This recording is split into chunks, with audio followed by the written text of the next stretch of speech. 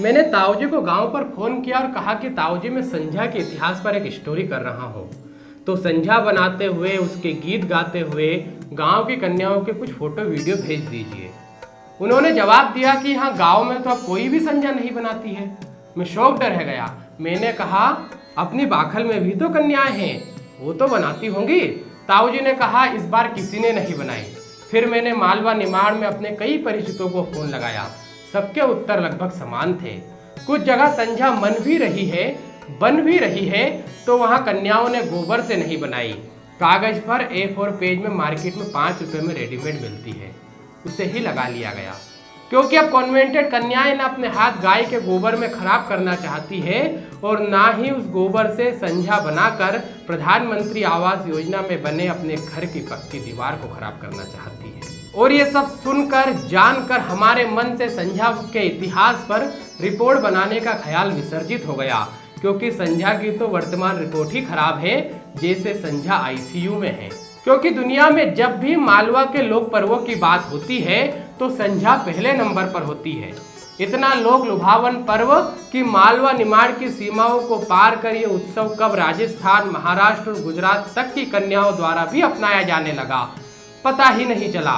विदेशों के बड़े बड़े ऑडिटोरियम्स में भारत के इस प्रकृति पूजक और वैज्ञानिक पर्वों पर प्रेजेंटेशन होने लगे। मालवा के उज्जैन, इंदौर और शाजापुर जैसे बड़े बड़े शहरों में 3-3 दिवसीय संध्या उत्सव लोक संस्कृति के रक्षक संगठनों द्वारा मनाए जाने लगे। संध्या पर गोष्ठियां और विमर्श होने लगे। किंतु ये पर्व विदेशों तक, 3 दिवसीय उत्सवों तक तो प्रसिद्ध हो गया।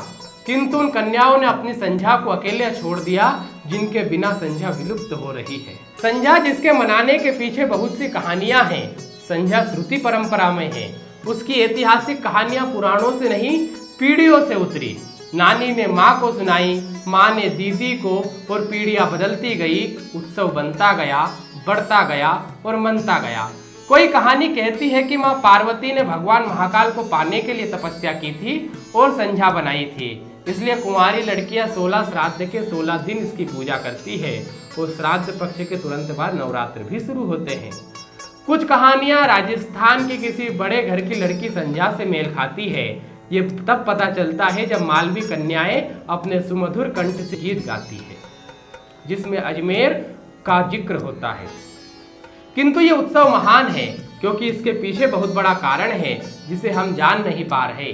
श्राद्ध पक्ष जैसा समय जिसमें पुरखों को याद किया जाता है, अन्य शुभ कार्य बंद रहते हैं, उस समय मंगल गीतों का एक पर्व उसके समकक्ष मन रहा होता है।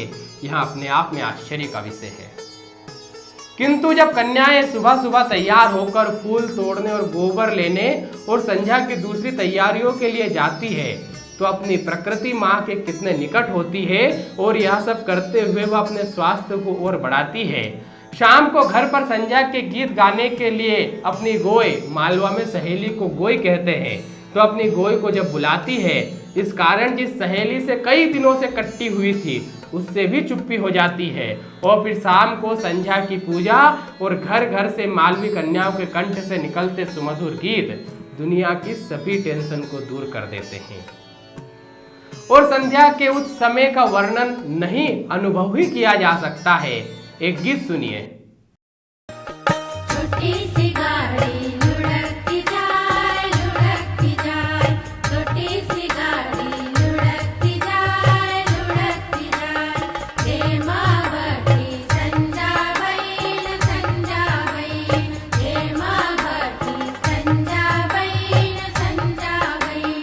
घाघरो गमकावती जाए, चुंदड़ी चमकावती जाए, चूड़ीलो कनकावती जाए, बिछिया बजावती जाए, बाईज की नथनी झोला खाए, झोला खाए। मालवा निमाड़ की कन्याओं के कंठों के ये सुमधुर गीत कहीं विलुप्त ना हो जाए।